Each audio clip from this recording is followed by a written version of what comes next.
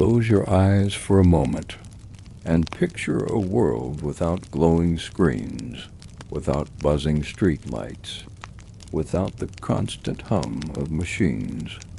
A world where the sun and the moon decided the rhythm of every heartbeat, and darkness was truly dark. If you enjoy these quiet journeys into history, don't forget to leave a like and subscribe. It helps us bring you more calm stories just like this one. Tonight, we step back in time to explore the gentle, unhurried pace of a day before electricity, before clocks glowed in the dark, before the gentle click of a thermostat and the hum of distant traffic. There was the stillness of pre-dawn, a quiet so deep that even the walls seemed to listen. The world before electricity knew no artificial morning light. There were no glowing digital numbers beside the bed, no thin strip of LED under the door. The air was cool, sometimes cold, and the only light came from the faint silver of the moon or the pale shimmer of distant stars. Most homes had windows shuttered tightly, both to keep in warmth and to keep out the restless winter air. A sliver of moonlight might find its way through the wooden cracks, landing softly across a wooden floor worn smooth by generations of footsteps. Inside a small cottage in the countryside, sleep was lighter than ours today. People rose and slept. According to the rhythm of the seasons, their bodies attuned to nature's signals. In the depth of winter, mornings began later, with long hours of darkness stretching before the first hint of dawn.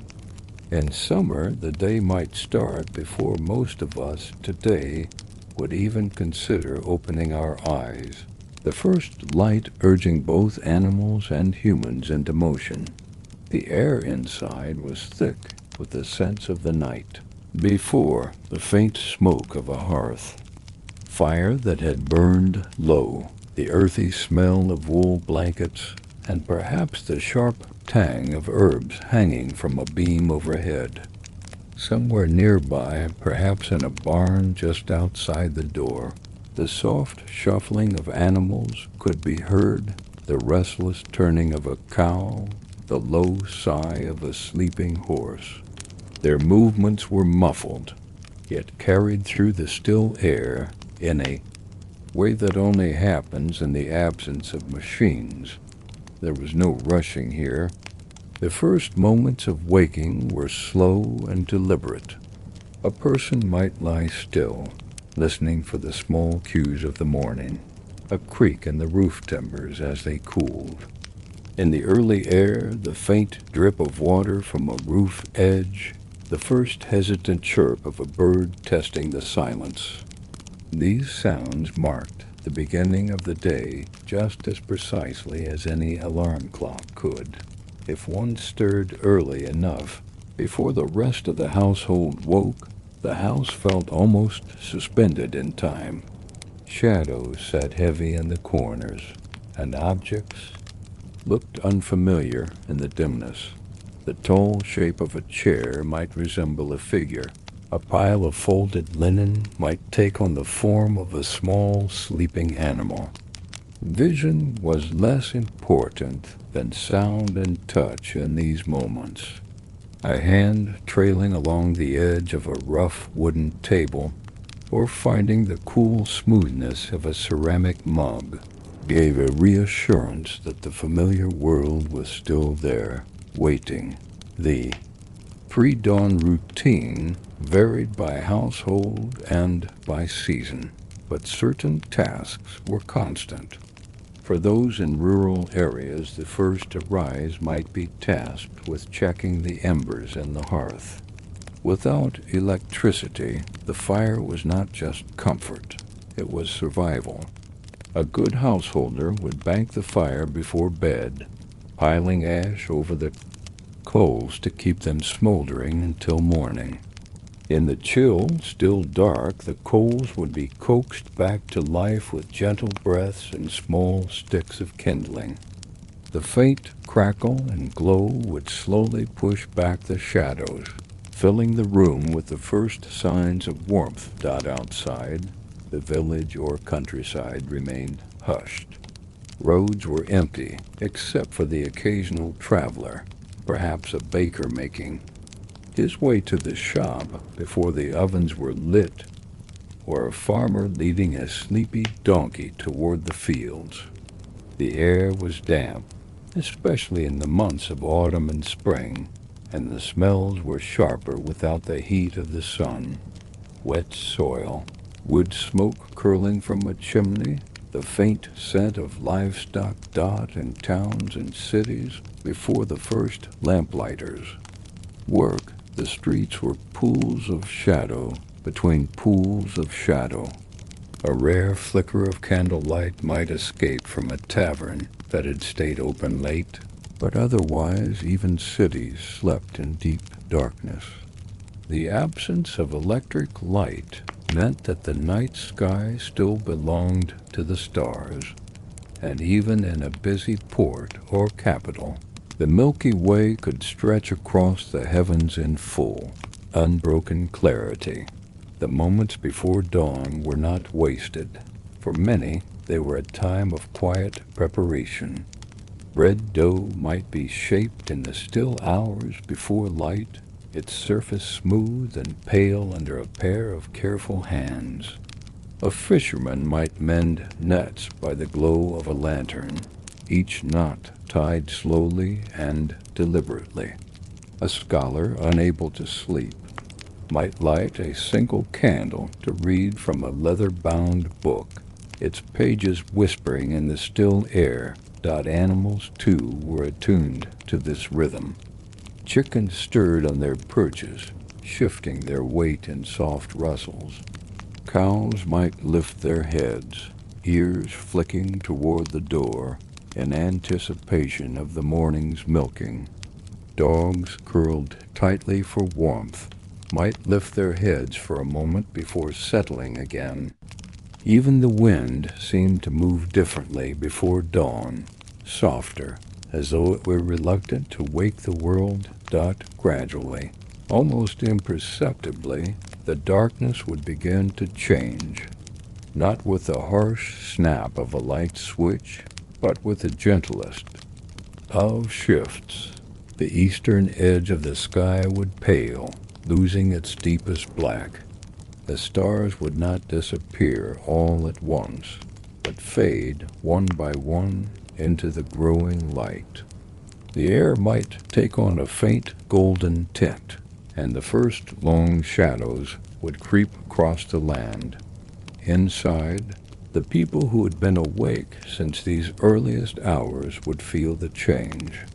The quiet before dawn was coming to an end. Soon there would be footsteps on the stairs, the soft thud of boots being pulled on, the whisper of a door opening to the outside. Life, unhurried but steady, was beginning again, and it had nothing to do with a clock striking the hour. It was simply the way of the world. Before electricity, it does not arrive all at once. The first light of day before electricity was never a sudden blaze, but a slow, delicate unveiling of the world. At first, there is only the faintest change, a whisper of gray at the edge of the sky. It is so subtle that if you are inside, you might not notice it at all. But outside, in the stillness, the land begins to loosen itself from the grip of night. Shapes once hidden in the dark begin to emerge. The outline of a barn roof, the faint silhouette of trees swaying gently, the long curve of a field where grass bends under a layer of dew. In these earliest moments of daylight, color does not yet return. Everything is washed in soft silver, as if the world has been sketched in charcoal. Shadows are long and blurred, and the air seems to hold its breath, waiting for the sun to rise higher. People in this time live with a sensitivity to light that we have mostly lost. Without electric lamps to overpower the senses, the gradual arrival of morning light was the signal that the day had truly begun. Inside homes, the first light might creep in through shutters or past curtains woven by hand. It would fall across floors of worn wood or packed earth, settling on simple furniture. A heavy table, scarred by years of use, a chest with its lid slightly open, a clay jug waiting to be filled. The glow would touch objects as gently as a hand, a reminder that the day was moving forward, slowly but without pause. For many, this was the moment to rise fully from bed. In the countryside, it was not an alarm clock, but the arrival of light that called people into motion. A mother might slip quietly from her sleeping children to begin the day's tasks. A father might pull on his boots, pausing for a moment to look out at the pale horizon, judging the weather by the way clouds gathered or scattered. In households where work was never far away, the first light meant readiness, not urgency, but the quiet certainty that the hours ahead would be filled. Animals, too, were aware of the change. Chickens began their low clucking, moving restlessly in their co-op. Horses shifted in their stalls, their warm breath rising in soft clouds. Dogs, sensing the shift in activity, stretched slowly, paws pressing against the ground. The barnyard would not yet be noisy, just an undercurrent of movement, a promise of the day to come. Outside, the world was still cool and damp. In spring, the grass glistened with dew, each droplet catching the weak light like glass beads. In winter, frost painted the ground in intricate patterns, crunching softly under careful steps. In summer, the first warmth of the day began to gather, though the air still carried the freshness of night. The smells were vivid: fresh earth, damp leaves, the faint smoke of a rekindled hearth. The first light had practical importance. Farmers used it to judge how much work could be done before the midday heat. Fishermen read the light on the water's surface, knowing the best times to cast their nets. In towns, bakers measured their work by the way shadows moved along the walls, knowing when customers would arrive. Without electricity, the sun's light was not just beauty. It was a clock, a guide, and a companion dot in villages. This time of day brought a quiet stirring of life. Doors opened, voices called softly across yards. The sound of a broom swept.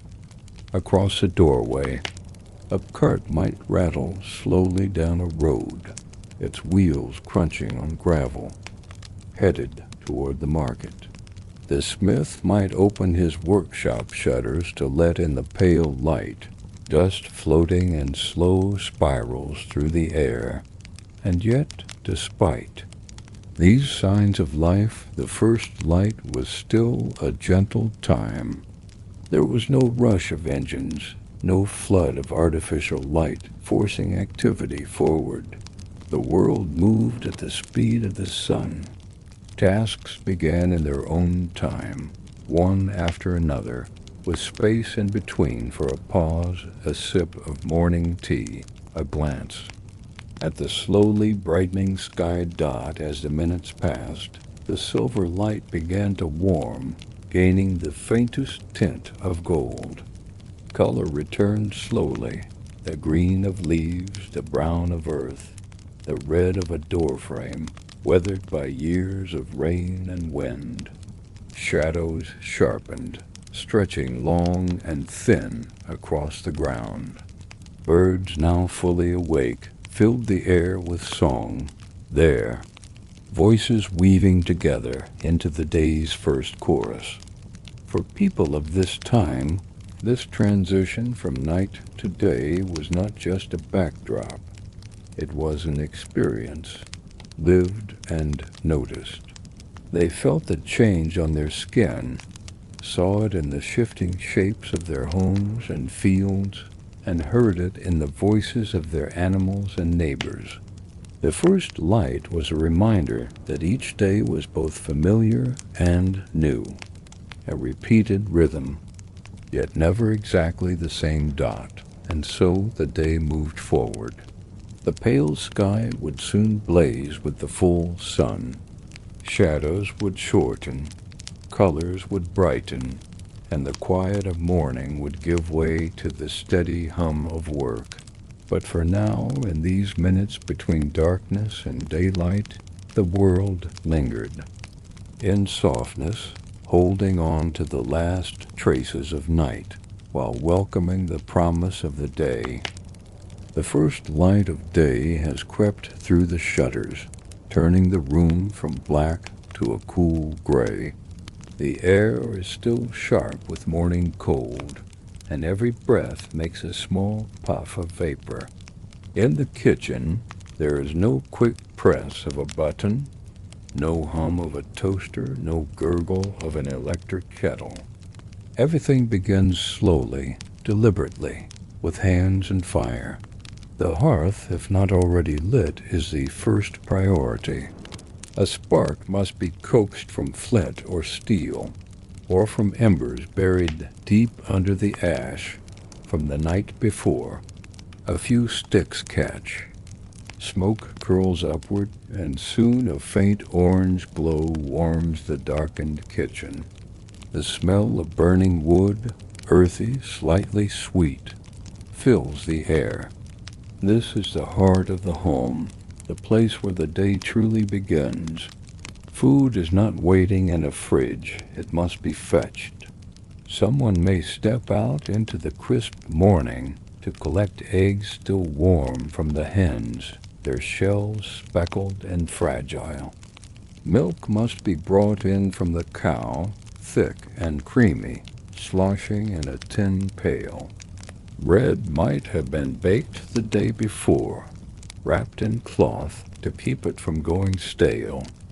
If not, it's in the making right now, dough being kneaded with strong hands, the rhythmic thump against the wooden table echoing in the small room.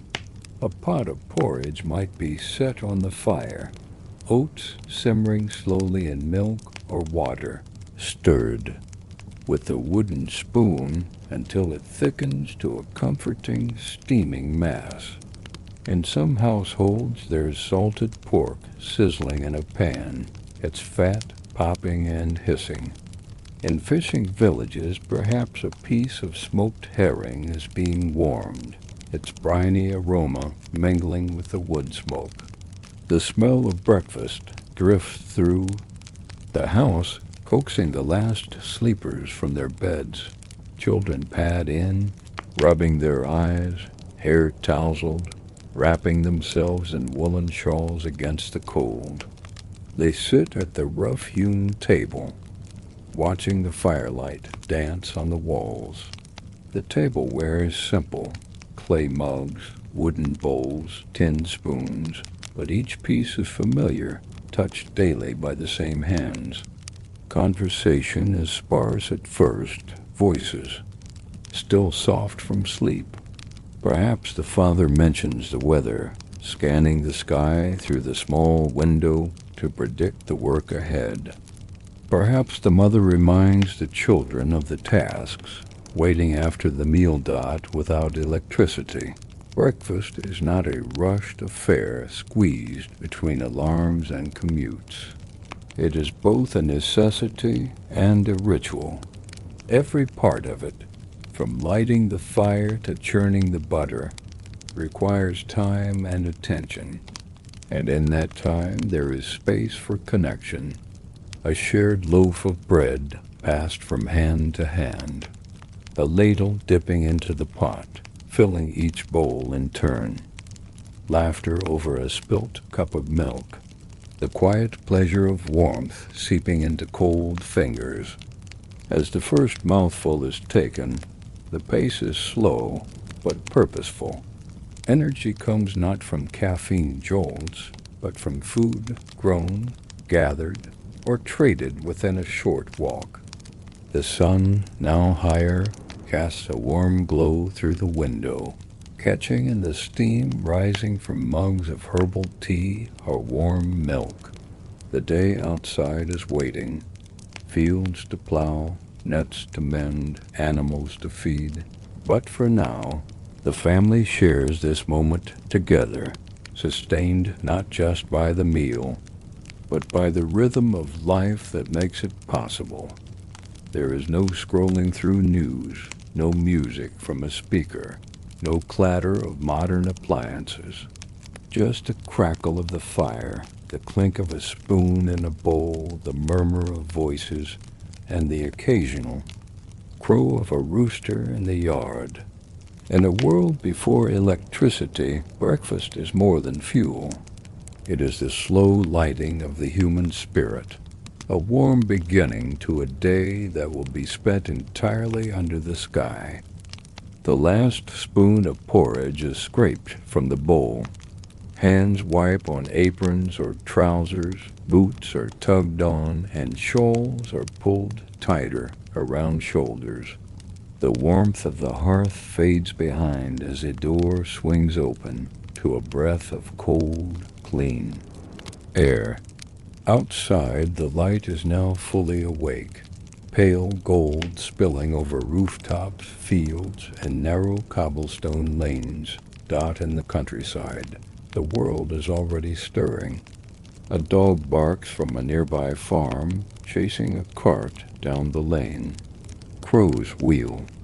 Overhead, their calls sharp in the crisp morning. In the fields, the ground is still wet with dew, soaking the hem of skirts and the cuffs of trousers. The smell of damp earth rises as boots press into the soil. A man shoulders a hoe and heads toward a plot of cabbages. Another leads a plow. Behind a slow, patient ox, the animal's breath steaming in the cool air. Work begins without clocks or digital reminders. The sun is the only master of time. Its position in the sky, the length of shadows, and the feel of the air all speak, louder than any alarm. The first tasks are always the most urgent, tending to animals before the day grows warm, securing fishing nets before the tide changes, gathering fresh water from the well before it's crowded with neighbors dot in a village. The soundscape is alive with purposeful noise. Somewhere an axe thunks into wood, splitting logs for the day's cooking fires. A blacksmith hammers at a glowing horseshoe, each strike ringing out like a bell. Women beat damp laundry against a wooden board at the river bank, their chatter carrying across the water. Children, not yet of working age, run small errands, carrying baskets, delivering messages, shooing chickens from the garden dock in a bustling town. The streets smell of baking bread and coal smoke. Shop shutters are being unlatched, revealing shelves stacked with goods, bolts of cloth, barrels of salt, baskets of apples. The marketplace hums with voices, a fishmonger calling out his morning catch, a farmer arranging root vegetables in neat pyramids, a potter setting out rows of freshly fired bowls that still smell faintly of clay. Carts creak under their loads, pulled by horses whose hooves clatter against the stones. The air is thick with the scents of yeast, hay, leather, and animals. Without electricity, Every task demands human or animal energy. Wheat is ground by turning the heavy stones of a mill, either by hand or with the slow power of a mule. Letters and records are written by hand, ink smudging if the writer moves too quickly. If a carpenter needs a board cut, he does it with a saw whose teeth bite into the wood with each deliberate stroke. Every action has weight. Nothing can be done with the effortless press of a switch. Yet there is a strange beauty in the rhythm. People's movements match the pace of the day. The rising sun warms their backs as they work. The sound of wind through tall grass becomes part of the labor. A fisherman mending his net pauses to squint at the horizon, judging the weather by the shape of the clouds. A shepherd rests against a fence post, listening for the soft bells on his sheep as they graze dot by mid-morning. Sweat glistens on foreheads despite the cool air. Shirts are rolled up to the elbows, and the smell of honest labor, earth, hay, salt, and wood smoke hangs in the air. There are no coffee breaks marked by a clock. Instead, there are short pauses to drink from a jug of water, to stretch, aching backs to share a quick word with a neighbor passing by. Work and social life weave together seamlessly. A nod here, a story there, a shared laugh before returning to the task, and as the morning wears on, the whole community seems to move like a single breathing thing. Farmers in the fields, shopkeepers at their stalls, craftsmen in their workshops, each one is a thread in the day's tapestry. Without electric lights to extend the hours, every moment of daylight is precious, and no one wastes it. The sun is climbing higher, and the pace of the workday is only just beginning to quicken. By late morning, the sun has climbed high into the pale blue sky. Its light sharper now, casting short, dark shadows under carts and doorways. The air has begun to thicken with warmth. What was fresh and crisp at dawn now feels heavier, carrying the scent of heated earth and ripening crops dot in the open fields. The shimmer of heat starts to rise from the soil in faint, wavering lines. The plow's wooden handles grow warm to the touch, and the ox, once steady and slow, flicks its tail more often to swat away flies. Sweat beads along the brow of the farmer guiding it, trickling down the temples and soaking into his shirt. Near the river bank, washerwomen shift their baskets into the shade of a willow tree, meeting the last pieces of laundry before the heat becomes too oppressive. The cold water numbs their hands, but the sun above makes their backs burn. They gossip in quick bursts between the rhythmic slaps of wet cloth, their voices softening as they glance toward the sky. All are waiting for the moment when work gives way to the midday pause dot in the town square. The marketplace reaches its loudest point. Fishmongers call out the final prices before their morning catch turns in the sun. Bakers sell the last of their golden loaf before closing the shutters for the hottest hours. A peddler with a donkey cart stacked high with melons slices one open for a customer, the red flesh glistening, seeds clinging to the knife. The smells are stronger now, sun-warmed fruit, drying herbs hanging from shop beams, leather that softens. In the heat and the faint acrid tang of hot iron from the blacksmith's forge, the clang of hammer on metal slows as the smith wipes his forehead and sets the work aside until the cooler hours dot by midday. The whole rhythm of life shifts. Even the animals know it. Chickens retreat into the shade under carts. Cats stretch out under hedges, and dogs flop down in dusty doorways, tongues lolling.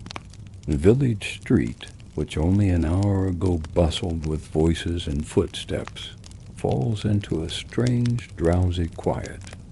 The only sounds are the droning of flies, the creak of a door swinging in the breeze, and the distant splash of someone drawing water from the well. This is the time for the rest. In the countryside, workers lay their tools under a tree, sitting. In the grass or on an upturned bucket, chewing slowly through bread and cheese wrapped in cloth. In towns, shutters are drawn halfway to let in air, but keep out the harsh glare. Families gather around low tables, eating the day's main meal. A bowl of stew thick with root vegetables, perhaps, or slices of cold meat with fresh bread. A jug of well water or a clay pitcher of cider stands in the center, beads of condensation glistening on the surface. For some, the meal is followed by a few quiet moments to stretch out in the shade. A man tips his hat over his face and leans back against a wall, dozing lightly. A woman sits on the step outside her home, mending a shirt in the filtered light, while her youngest child curls up beside her. The village priest might be seen reading by an open window, the pages of his book ruffling in the faint breeze. This midday pause is not laziness, it is necessity.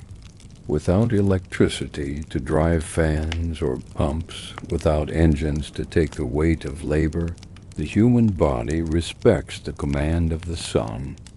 To work too hard in the full blaze of midday is to risk exhaustion, and the wisdom of generations has taught that slowing down now allows for longer, stronger work later, yet not all is stillness. In the shadows of a barn, a wheelwright stands, the smooth curve of a wooden wheel, enjoying the cooler air. In the deep, cool stone interior of a mill, a miller checks the grindstone, the faint smell of flour drifting through the air. On the river, shaded by the high banks, a fisherman mends his nets in peace, the water lapping softly at the shore. Time in this world is not measured by buzzing devices, but by the body's own clock and the sun's arc.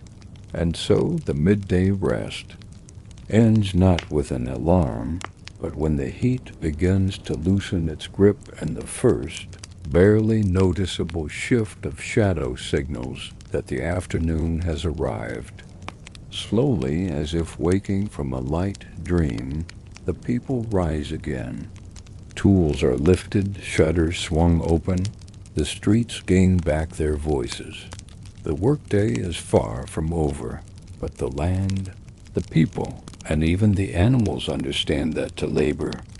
Well, one must also learn when to pause. The rest has done its work, and the afternoon is ready to begin. The heat of midday begins to soften almost imperceptibly. At first, it is only the faintest shift, a breeze slipping between buildings, or the way shadows stretch just a little farther along the ground. The sun still burns bright, but it is no longer at its fiercest, and the village stirs to life again. From the fields comes the sound of returning labor, the groan of wagon wheels on rutted tracks, the soft thud of hoes breaking soil, the low, steady bellow of oxen pulling plows once more. Men and women, refreshed from the pause, work with a measured rhythm, not the hurried pace of morning, but steady, deliberate movements meant to last until dusk. In the orchards, The afternoon light filters through branches heavy with fruit, scattering warm gold patterns across the grass. A boy climbs a ladder to reach the highest pears, dropping them into a basket below where his sister sorts them carefully, brushing away dust with the hem of her apron. Somewhere nearby, the dull, hollow knock of a mallet signals a cooper fitting. Iron hoops onto a barrel. Back in the village, the blacksmith's forge roars to life again. Sparks leap in bursts of orange against the dark interior, and the rhythmic strike of hammer on metal resumes, echoing down the street. The air smells of hot iron and burnt coal, mixing with the earthy scent of manure carts trundling past toward the fields. Shops open their shutters once more. The tailor, his spectacles perched low on his nose, leans over a counter to measure cloth for a customer. The baker, though his ovens have cooled, sets out small trays of sweet rolls for those seeking an afternoon treat. The sound of coin on wood counters mingles with chatter about the day's weather, market prices, and news from neighboring villages. Children, free from the demands of chores for the moment, gather at the edge of the village pond. They skip stones across its surface, laughing as the ripples spread, or lie on their stomachs in the grass watching dragonflies hover just above the water. Older boys kick a worn leather ball between them in the dusty street, their shadows growing long across the ground. The light now has a different quality, warmer, softer, more angled. It gilds the tops of thatched roofs and catches in the dust rising from cartwheels. Birds, quiet during the hottest hours, begin to call again, their voices carrying across the open fields. In the distance, the faint toll of a church bell marks the mid to late afternoon, a reminder that the working day is slipping toward its close dot in the meadows. Shepherds begin guiding their flocks slowly back toward the village, the animals bleating softly as they move. A cloud of sheepdog fur darts between them, nudging stragglers into line. At the far edge of the river, fishermen haul in their final catches, their silhouettes black against the glitter of water. Everywhere, there is a sense of gentle urgency.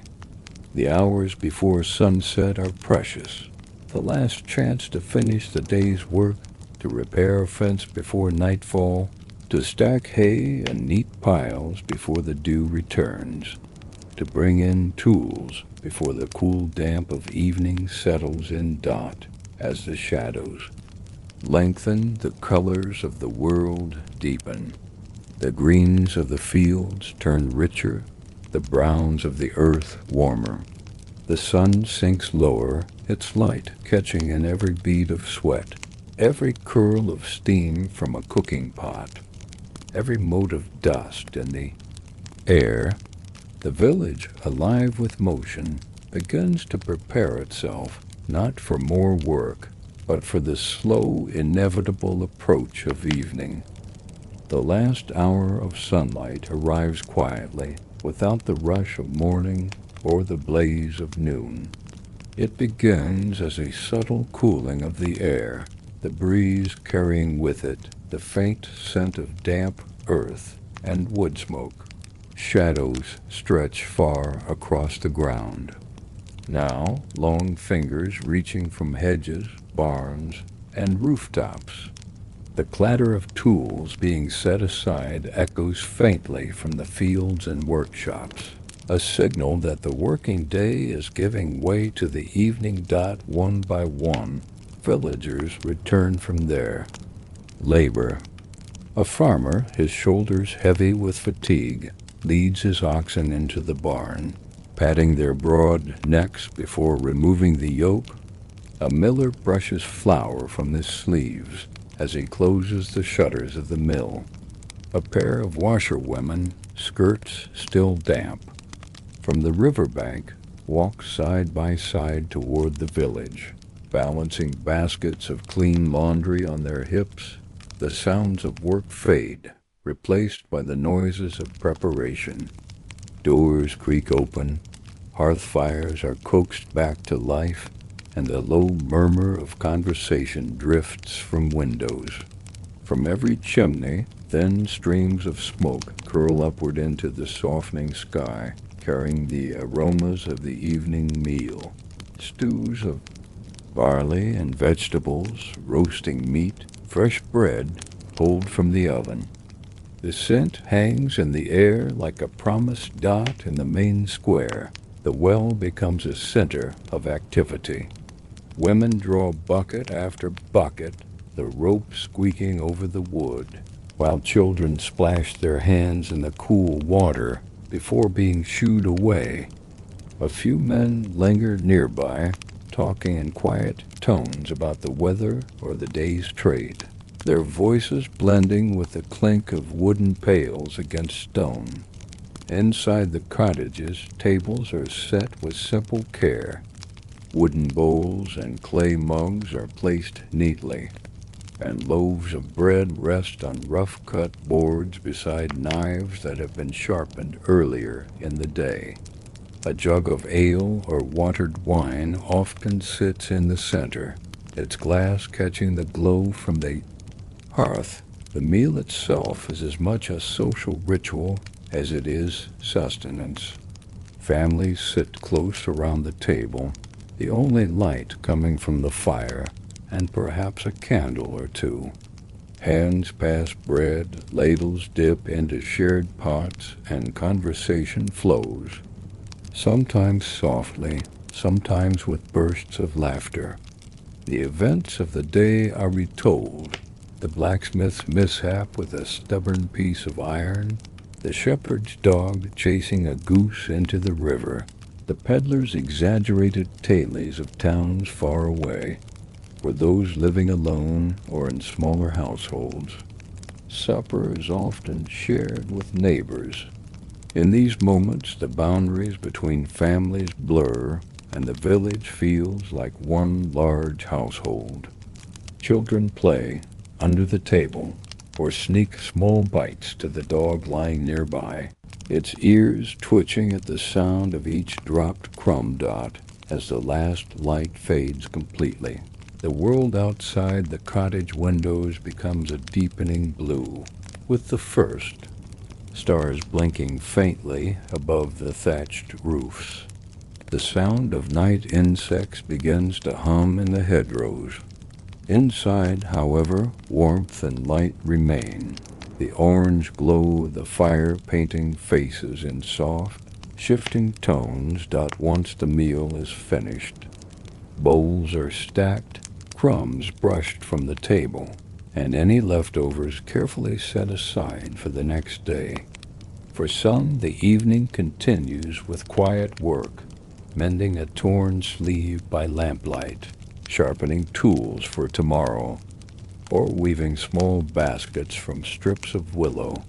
For others, it is a time of rest, leaning back in a chair with a mug in hand, letting the warmth of the hearth soak into tired muscles.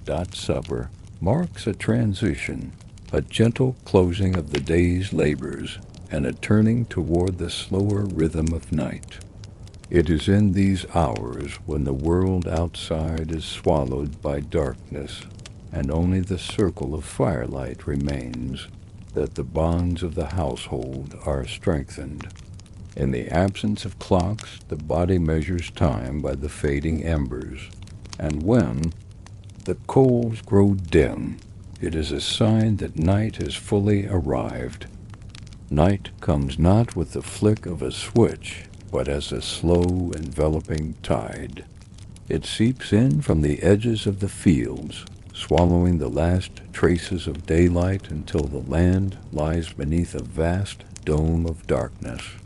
Without electric lamps, there is No sharp line between day and night, only the gradual dimming of the world, each minute pulling the light a little further away. By the time supper dishes are cleared and the hearth embers pushed together for warmth, the village outside has already fallen into shadow. The streets are nothing more than narrow ribbons of darkness, broken only by the pale gleam of the moon when it rises. Thatch and timber cottages become shapes against the night sky, their windows glowing faintly with firelight like lanterns set into the earth. The stillness is almost complete. Without the constant hum of machinery or the distant roar of traffic, every sound stands out in sharp relief. The creak of a door hinge, the faint rustle of straw as a barn animal shifts in its stall, the soft whicker of a horse. Somewhere far off, a dog gives a single muffled bark before settling back into silence. Inside the cottages, the air is thick with warmth and the scents of the day: wood smoke, cooked grain, drying herbs hung from the rafters. A single candle might be lit on the table, its flame swaying gently whenever a draught sneaks through a crack in the shutters. Shadows dance along the walls, stretching and shrinking with the movements of the flame, as if the room itself is breathing. These are the hours for quiet tasks. A woman sits with her sewing, the needle flashing in the flicker of the candle. An old man sharpens his knife on a whetstone, the soft scrape and rhythm with his thoughts. A child sprawls on a woven rug, tracing shapes in the dust by the hearth while fighting to keep their eyes open. Conversations slow. Voices grow softer, carrying less urgency and more reflection. In the absence of electric light, time is measured differently. People do not force themselves awake long past sunset. There is no reason to. The body follows the cues of nature. Eyes grow heavy with the deepening dark, muscles loosen in the warmth, and minds drift toward rest. Yet in these hours before bed, there is also a kind of intimacy that daylight rarely allows. Neighbors might gather in one home, bringing small tasks with them: a net to mend, a spoon to carve, and trade stories while working. These tailies are not hurried. They unspool like thread, winding through memories of harvests past, storms weathered, journeys taken, and superstitions handed down from grandparents. Every so often, laughter breaks the stillness, echoing softly against the cottage walls before fading into the night. Beyond, step outside into the open air, and the world feels vast. The moon, when full, bathes the fields in silver light, casting sharp shadows from every fence post and tree. On moonless nights, the darkness is absolute, a deep velvet in which even familiar paths seem strange. Overhead, the stars blaze with a clarity modern eyes rarely see, their light ancient and unblinking. The Milky Way stretches like a pale ribbon across the heavens, a silent reminder of distances beyond imagination. For some, the quiet hours are not entirely restful. The night holds its own labors, keeping watch over livestock, tending to a sick family member, or checking the hearth to be sure the fire does not die completely. Midwives might be called from sleep to attend a birth, their lanterns bobbing in the dark as they walk quickly through the lanes. A sudden illness or injury demands attention, no matter the hour, and in such cases the night is pierced by urgent footsteps and hushed, tense voices. But most nights pass without such interruptions. Instead, they end in slow retreat. Candles burn down to stubs, their light shrinking until only the orange glow of the hearth remains. Blankets are pulled tight against the chill, and the muffled sound of breathing fills the room. Outside, the village settles deeper into stillness, wrapped in the vast, silent embrace of night. In this pre-electric world, darkness is not something to banish, but something to live within, a presence as real as the daylight.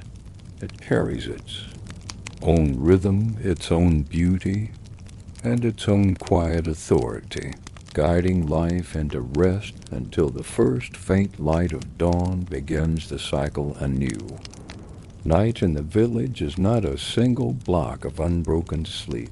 It is a breathing thing, shifting between stillness and small stirrings. People retire early, yet the dark hours hold more than rest. The mind, freed from daylight chores, drifts into the strange country of dreams. In the loft above the main room, children sleep side by side under woolen blankets, their breaths rising and falling in uneven harmony. A few mutter in their sleep, their dreams pulling them through half-remembered games, pastures turned into endless green worlds, or imaginary monsters lurking behind the barn. Downstairs, the older folk lie on straw mattresses, sometimes waking. In the middle of the night, to tend the fire, or simply to sit in the quiet, letting their thoughts wander. In these hours, time feels different, not measured in minutes, but in the way shadows shift along the wall or the slow cooling of the hearth. Night work belongs to a particular kind of person. Bakers rise long before the rest of the village, feeling their way in the dark toward the ovens, where yesterday's embers are coaxed into new flame. The smell of rising bread is one of the first invisible heralds of dawn, drifting out into the cool air while the stars are still sharp in the sky. Shepherds may take their turn walking the outskirts of the pasture, listening for any sign of trouble.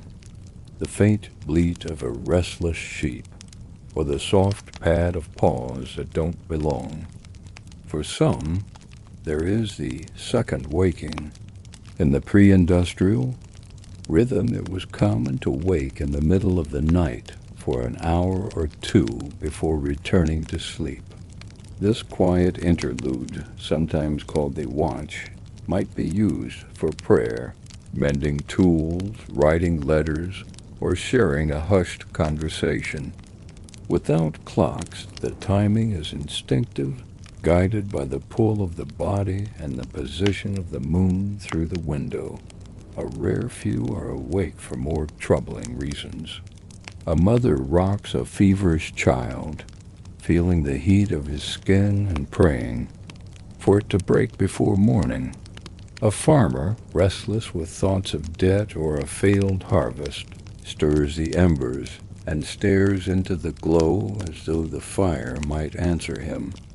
Somewhere across the village, a midwife's lantern cuts through the darkness, slow but steady, heading toward a home where a new life will arrive before the sun does. Meanwhile, the creatures of night go about their work. Owls call from the trees at the edge of the field, their notes low and patient. A fox slips between gardens, paws silent on the packed dirt. Mice scurry through barns, quick shadows darting between sacks of grain. The village dogs stir at these movements, but rarely raise more than a low, questioning growl before curling back into their sleep. Then comes the first breath of morning, not yet visible, but felt.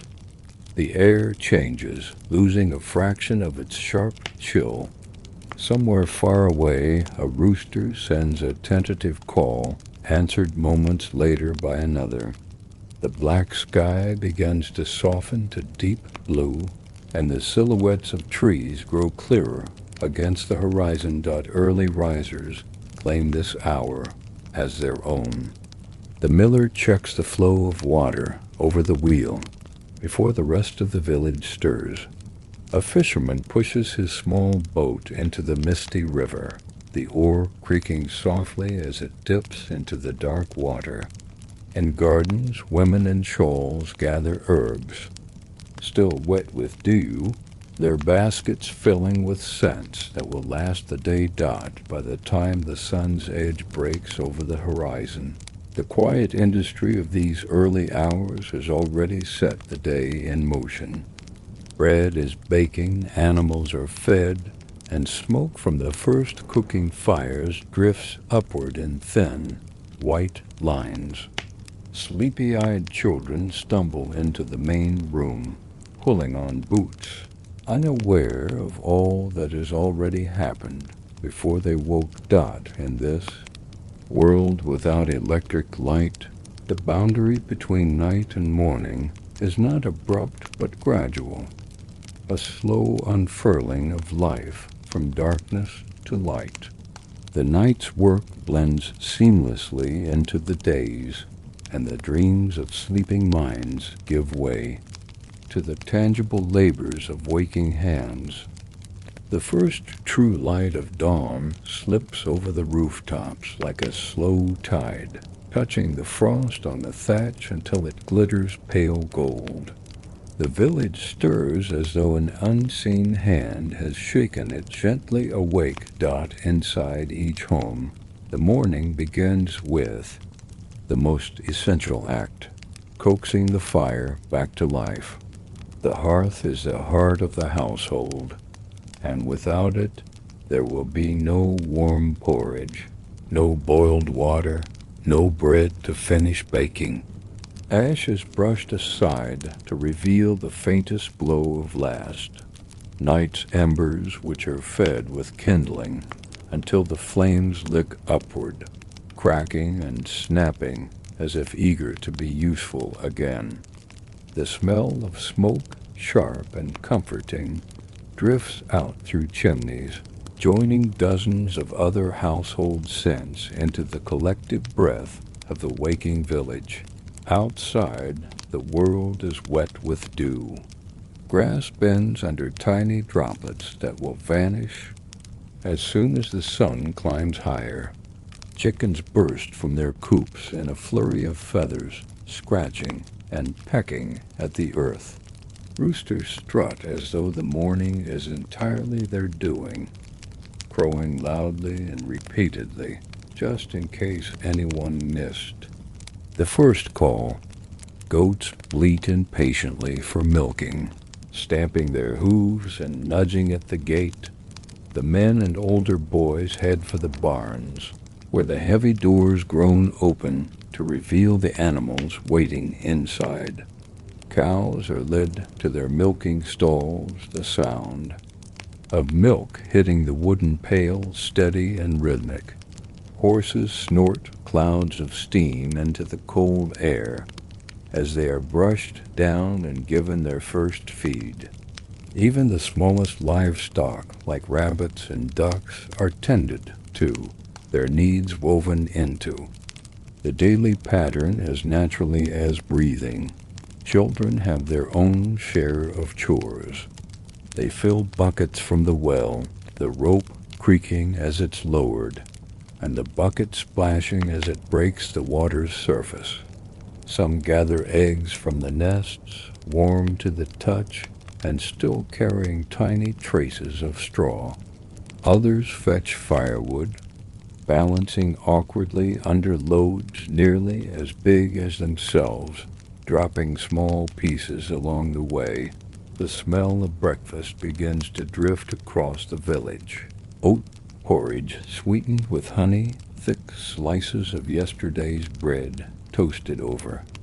The fire, sometimes a bit of cheese or dried fruit if the family has it to spare. The clatter of wooden bowls and spoons mixes with the muffled chatter of people planning their day. As the sun climbs, its light strengthens, stretching across fields and paths, catching on the ripples of the river. The soundscape changes with it. The soft murmur of early risers is joined by the rhythmic thud of a mill turning, the creak of cart wheels, the distant crack of an axe splitting wood. Somewhere a blacksmith's hammer rings out the first right strike of the day, a sound that seems to declare the village fully awake. By now, the streets are no longer empty. Women carry baskets toward the communal oven or market stalls, exchanging greetings with neighbors. Farmers lead oxen out toward the plow, their slow, deliberate steps marking the beginning of hours of labor. Children not yet of working age dart between houses, laughing, already inventing games from whatever they find, a stick, a patch of mud, a heap of fallen leaves. There is a sense of momentum in these hours, as though the village has been wound tight during the night and now springs into motion. The quiet of pre-dawn has given way to purposeful movement. Every person, every animal, every tool engaged in its role. In a world without the sudden switch of electric light, morning is not an on-off change. It is a steady gathering of life, of warmth, of sound. Soon enough, the day's true work will begin. The fields will fill with the bent backs of workers. The forges will glow. The looms will hum. But for now, these dawn chores, humble and repetitive, form the living foundation of the village's survival. Without them, no harvest, no trade, no feast or festival could exist. In their small, rhythmic motions lies the hidden heartbeat of medieval life.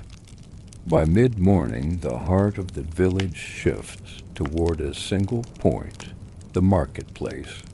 What was an empty square just an hour ago now blossoms into a tapestry of color, sound, and smell.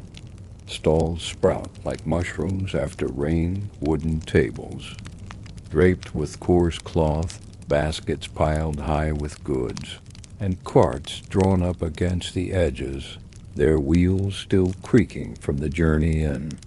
Merchants call out greetings, some with genuine warmth, others with the calculated cheer of a seasoned trader. Voices overlap, competing for attention. Fresh bread, still warm, salted fish from the coast, fine wool, dyed deep as midnight. The air is alive with smells, tangy cheese wrapped in cloth, the earthy scent of freshly dug carrots, the sharp spice of dried herbs crushed in the seller's palm to tempt passers-by. Somewhere nearby, a brazier smokes, sizzling strips of meat for those who came hungry and cannot wait until midday. Farmers arrive with the fruits of their early labor, baskets of apples blushed red and gold, sacks of grain hefted onto broad shoulders, wheels of butter churned only the day before. Their goods are not just sold, but often bartered.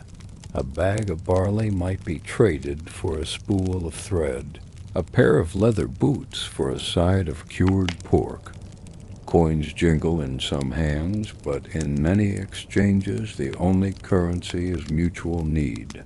The square is not merely a place to buy and sell. It is where news travels. A shepherd brings word of wolves sighted in the hills. A traveling peddler shares the latest gossip from the next town over, who married whom, who fell into debt, who has mysteriously disappeared. Children weave between the adults, carrying small errands for their parents, or simply chasing each other through the forest of legs, laughing as they dodge the occasional scolding. On the far side, craftsmen display their skill as much as their wares. A blacksmith hammers out nails and horseshoes in front of his stall, the ringing metal drawing a small crowd. A potter runs her hands along the curve of a clay jug before setting it carefully on a shelf, her fingers still dusted with pale earth. The weaver's stall is a riot of texture, rough burlap for sacks, soft linen for tunics, thick wool for winter cloaks. Even the sounds of the market have a rhythm, the low murmur of haggling, the clink of weights on a balance scale, the occasional bray of a donkey tied near the edge. Above it all, the church bell tolls once, marking the hour, though few pause to listen. The market has its own clock, the slow emptying of baskets, the gradual thinning of crowds as people leave with their purchases. Not everyone in the square is there to trade honestly. A boy lingers near the edge, watching for unattended purses. A sly hand might slip an apple from a cart when the seller's back is turned. Yet even this is part of the unspoken reality of the market, a place where the honest and the cunning share the same space, each playing their part in the day's drama. By late morning, the market reaches its peak. Every stall is crowded, every trader deep in negotiation. For a village without electricity, this is one of the few moments of true bustle, a time when nearly everyone is in one place, voices blending into a warm human chorus. When the market begins to wind down, the square will empty as quickly as it filled, leaving only the stray bits of straw, a few dropped turnips, and the fading scent of roasted meat in the air. But for now, the marketplace is alive not just with goods and coin, but with the steady hum of community. Here, the threads of daily survival, social connection, and small adventure are woven together, creating the vibrant fabric of life in a world lit only by the sun. The market has faded into memory, its bustle replaced by the quieter, more patient rhythm of fieldwork. By the time the sun climbs to its highest point, shadows are short, and the heat presses down with a weight that seems to slow the very air. The sky is a flat, relentless blue, the kind that offers no hint of clouds, no promise of rain.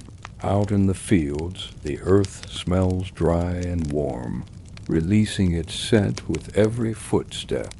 The soil here is not uniform. In some patches it is rich and dark, in others pale and dusty, clinging to the hem of a skirt or the cuff of a trouser. Rows of crops stretch out in disciplined lines, barley swaying lightly in the breeze, peas climbing along wooden stakes, turnip greens spilling over the edges of furrows. Men and women work side by side, their movements practiced and unhurried. A woman bends at the waist to pull weeds from between carrot rows, her straw hat shading her face. Nearby, a man sharpens his sickle on a whetstone, the metallic rasp punctuating the hum of insects. They do not speak much. The heat makes conversation feel like another burden, but their silences are companionable. The midday labor is not just planting and weeding. In the far corner, two older men repair a section of fencing that has begun to sag, driving new stakes into the ground. A boy carries a pail of water down the narrow path, careful not to spill too. Much before reaching the young cabbages that wilt quickly under the sun's gaze, animals share the labor's rhythm. Oxen pull a wooden plow through a freshly tilled section, their slow, deliberate steps leaving deep, straight furrows. Chickens wander near the edges of the fields, scratching at the dirt for insects.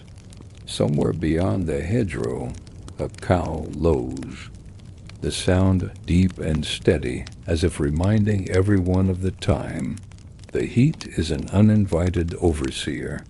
Sweat darkens the fabric of shirts, dampens hair at the temples, and leaves salt streaks on skin. Every so often, a worker straightens, leaning on a hoe or rake to rest, eyes closed against the brightness. The air shimmers slightly above the ground, a wavering mirage that makes the far hedges look as though they are dancing. Meals in the field are brief, taken when the work allows. Someone unpacks a cloth bundle to reveal bread, a small wedge of cheese, and a handful of pickled onions.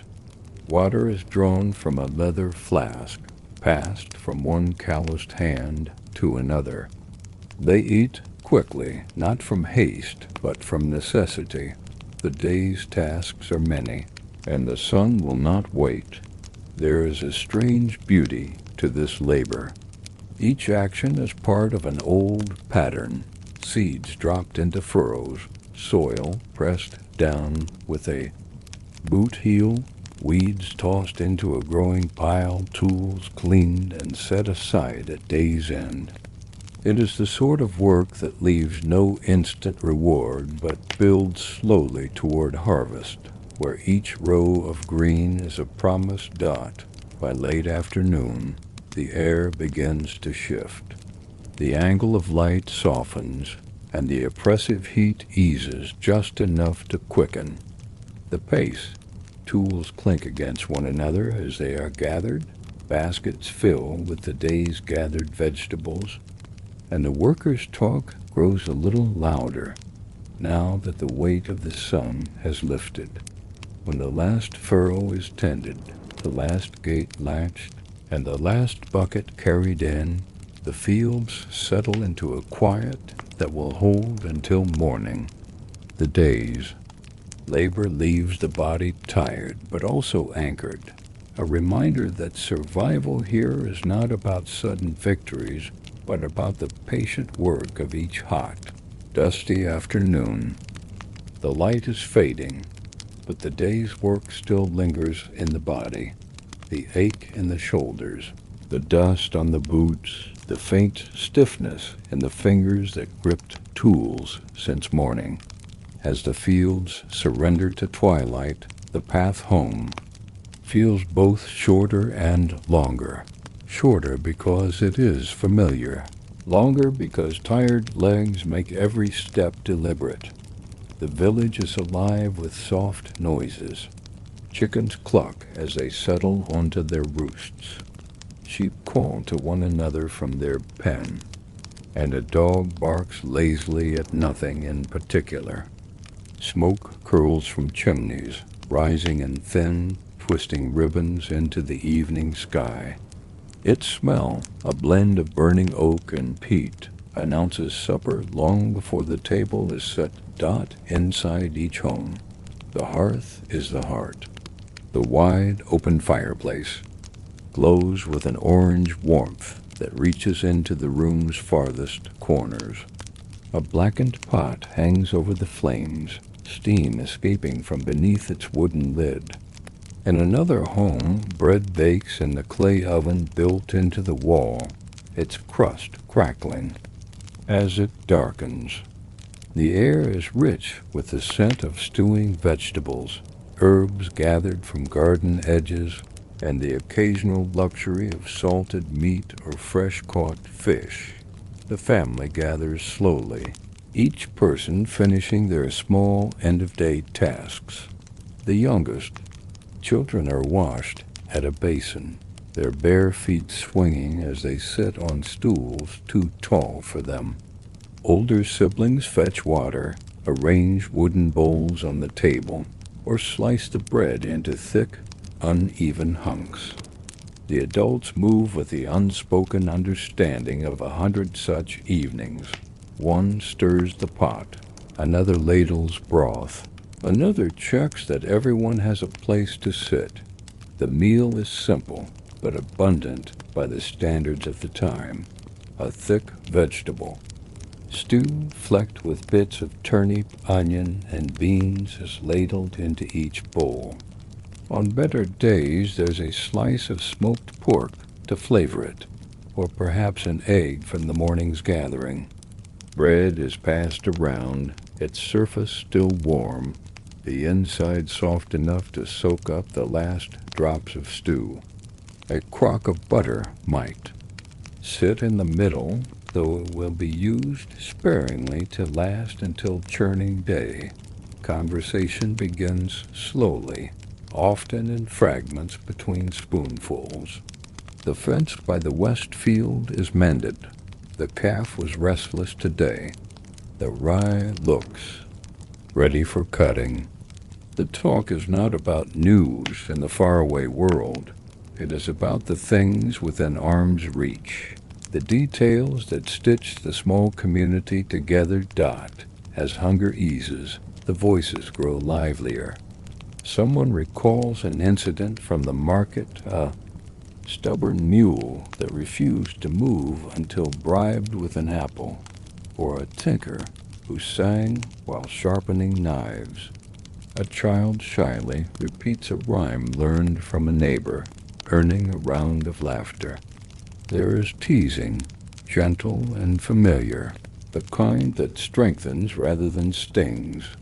When the bowls are emptied and the bread reduced to crumbs, the room shifts into a slower rhythm. The fire becomes the evening's main attraction. People draw, their stools closer, stretching their legs toward the heat, faces glowing in the flickering light. It is here, in this circle, that stories are told.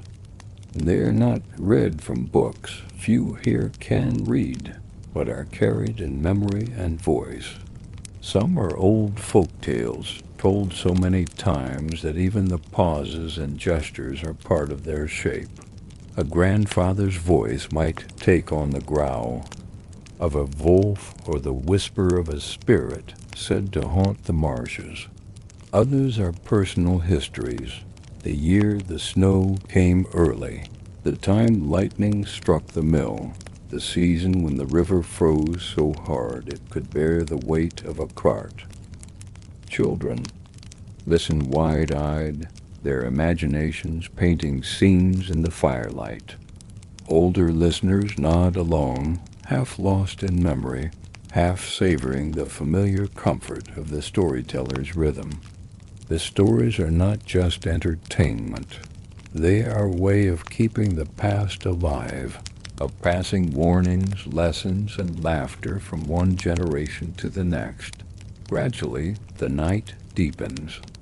One by one, yawns spread through the circle. The youngest children are carried to bed, already asleep in their parents' arms. The embers in the hearth dim to a soft red glow. The conversation thins into murmurs, then fades entirely by the time. The last candle is pinched out. The room is lit only by the ghostly light of the moon through the shutters. The house settles into silence, the kind that comes not from emptiness, but from rest. Tomorrow the same cycle will begin again, but for now the village sleeps under a sky thick with stars. The village, which only hours ago hummed with the chatter of supper and the warmth of the hearth, now lies under a soft hush. The lanes between the cottages are empty, save for the occasional scurry of a mouse or the flap of an owl's wings. As it passes overhead, the moon casts a pale silver over thatched roofs and darkened fields, turning every dew-tipped blade of grass into a tiny mirror. But not everyone sleeps. In every settlement, no matter how small, someone must keep watch. The night watch is less about expecting trouble and more about being ready should it come. In the quiet of the Middle Ages, danger could mean a stray fire starting in a barn, wolves prowling too near the sheep pen, or a stranger arriving after dark. Tonight's watchman pulls his cloak tighter around him as he walks the familiar circuit. Along the main path, the heavy wool muffles the chill, but the cold still nips at his ears and nose. His lantern swings at his side, its small flame glowing behind a panel of horn, casting an amber light that dances on the walls of passing houses. Every so often he pauses to listen for the creak of a gate, the crack of a branch, or anything that breaks the deep, rhythmic quiet. The smells of the night are different from those of the day. Gone is the scent of baking bread and fresh-cut hay. In their place comes the earthy damp of the soil, cooling after the heat of the sun, the faint tang of smoke from dying hearth fires, and the sharper scent of the river beyond the mill. The watchman's boots crunch softly on the packed dirt, each step sounding louder than it would in daylight. Occasionally, he passes the glow of a candle in an upstairs window, perhaps a mother nursing a restless child, or an old man unable to sleep. From one house comes the low murmur of voices, farmers playing one last game of dice before turning in. From another, the muffled thump of a dog shifting on the wooden-floored dot beyond the cottages. In the darker edge of the village, the fields stretch out under the stars. The watchman checks the sheepfold, counting the dim, huddled shapes within. He rests his hand on the wooden gate, feeling the rough grain beneath his fingertips, and listens for the distant howls that sometimes echo from the forest. Tonight there is only silence, broken by the rustle of the wind through the hedge's dot.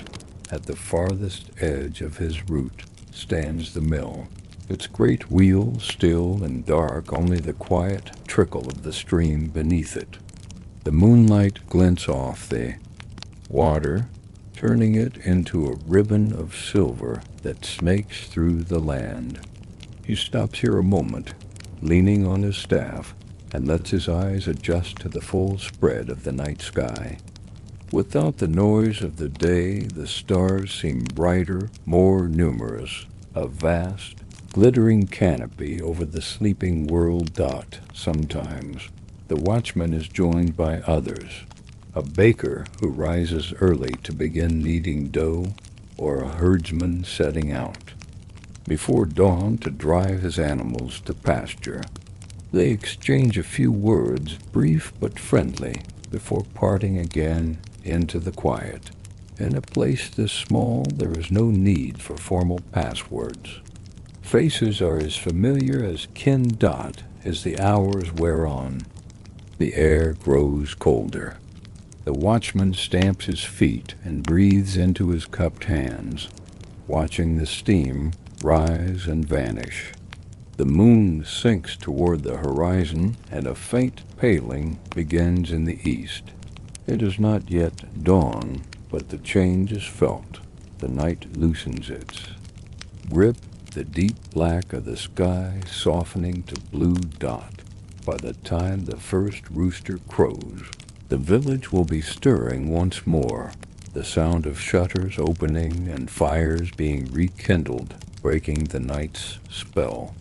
The watchman will hand over his post, retreating to his own bed for a few hours' rest. And though the village will look no different in daylight, those who keep its quiet hours know a secret, that the world at night, with all its stillness and small, hidden movements, has its own kind of life, slower, sharper, and deeply alive. The first light of dawn creeps softly across the village, brushing the thatched rooftops with a pale gold. The air is still cool, carrying the fresh scent of wet earth and wood smoke from hearths being stirred back to life. Somewhere in the distance, a rooster crows, its call answered by another, and then another, until the sound rolls across the fields like a chorus announcing the day's arrival. Inside the cottages, the rhythms of morning begin. The fire tender in each household pokes at last night's embers, coaxing them into a new flame with dry twigs and kindling. The warm crackle fills the room, chasing away the last of the night's chill. A pot of porridge is set to simmer, its soft bubbling mixing with the faint clink of wooden spoons and clay bowls. Children, still wrapped in sleep's fog, shuffle out from under blankets, rubbing their eyes while their mothers smooth their hair and set them by the fire. Beyond the doorways, the village green stirs. Farmers, wrapped in cloaks against the lingering cold, begin their slow walk toward the fields, staffs in hand. Their boots leave dark prints in the damp earth, the dew wetting the hems of their trousers. In the sheepfold, the animals are already restless, bleating softly, knowing they'll soon be driven out to pasture. The shepherd opens the gate, and a wave of wool and movement spills forward, hooves tapping the packed ground. The blacksmith's forge is among the first to roar to life. A thin plume of smoke curls from its chimney, carrying the metallic tang of iron and the faint smell of charred wood. Inside, the smith swings his hammer in a steady rhythm, clang, pause, clang, each blow ringing sharp in the morning air. Sparks leap briefly in the dim interior before dying on the floor, and the sound draws a few early risers to glance in as they pass Dot at the mill. The wheel begins to turn, the stream's current catching its paddles with a splash and a groan. The grinding stones hum, and the scent of freshly milled grain drifts into the air. Villagers arrive with sacks slung over their shoulders, offering greetings and the latest news as they wait their turn. Some bring flour home. Others trade it on the spot for bread or ale. The market square slowly fills as stalls are set up, baskets of eggs cushioned in straw, clay jars of milk still cool from the morning's milking, bundles of leeks and onions, coils of fresh rope, and bolts of homespun cloth. The hum of voices rises, questions, haggles, laughter.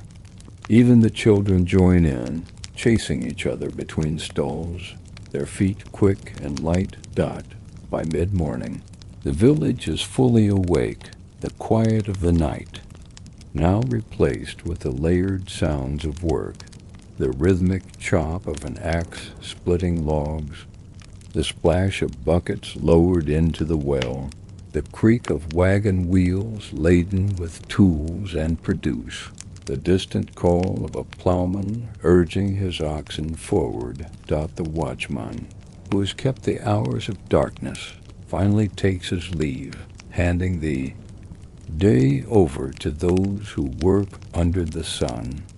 He walks home with slow, heavy steps, the early light warm on his back. Soon he will be asleep while the village labors, and when night falls again, the cycle will begin anew. Dot, in the Middle Ages, the return to work was not simply a necessity. It was the heartbeat of the village, the shared rhythm that tied everyone together. From the first spark of the hearth to the last swing of the hammer, the day unfolded as it had for generations, a pattern of survival, community, and the steady turning of time. Life before electricity moved to the pace of the natural world. The rising sun was the alarm, The length of a candle was the timer, and the fading daylight was the signal to rest. Every sound, from the blacksmith's hammer to the church bell, was part of a shared rhythm that united the whole community. There was no rushing against the clock. Time flowed in steady cycles, tied to the seasons, the harvest, and the weather. In our modern age of glowing screens and 24-hour lighting, it's hard to imagine a world lit only by fire and ruled by the sun. But for centuries, this was the reality. A life that may have been harder in many ways, but also simpler, quieter, and deeply connected to the turning of the earth. Asterisk, dear viewers, thank you for joining me on this journey back in time. If you enjoyed exploring how people lived, worked, and rested before electricity, don't forget to like the video, share it with friends, and subscribe for more fascinating history stories. Your support keeps these journeys alive, and I can't wait to take you to the next one.